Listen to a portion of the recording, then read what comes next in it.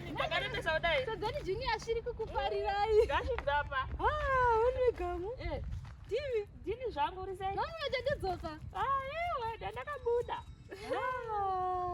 Ndakabuda shamwari. Kukutsikira. Iwe kwandati rikaita nherera. Gamu rikuguta guru reZimbabwe kaikarare. Ndova ndandiita singarare. Makapfekei mukati? Iwe ndezvekuharare. Ane Gamu ndipozvo zvichangu zvinhu zvamakapfeka. Unoenda nazvo chikoro here? Ndoenda nazvo chikoro. Ndozokupa kana zvako zvadambuke. Chandei dzotonhora idzi nguva ichandei. Dzikatedza kutonhora nevamadzokisa vakapesanisa. Ndakabva karara karuka magoda munyari. Ndakaruka zuro zvendativa kuno ndativa nevhiki.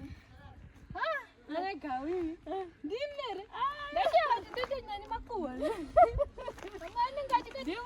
Ndakaita kufunga kuti ndoudzwa ndanikodotcom. Ndinadzo dzakawanda. Ndakondoita dzekunyora pasi. Ndinonyora matopiki pasi ndouya nawo ndetidiscasa nemangwana eweekend. Vatizora uye vanhu handidzi. Ndina vandomboudza ini. Ndakangodzichengetera imi moga. Ndakaziva. Karara ndida kune redhiyo. Ndakati ndichakuva muchitaura paredhiyo. Ndakaridza ndingati ndichaungana weGamu achindida kwasisawo senzeni.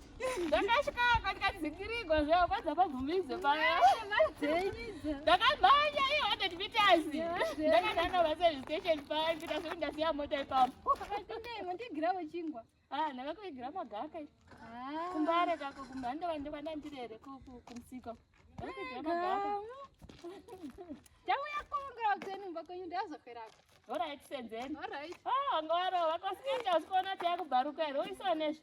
Ndimate uyani mune mushina wekusona. Mandisonerawo. Alright, senzeni.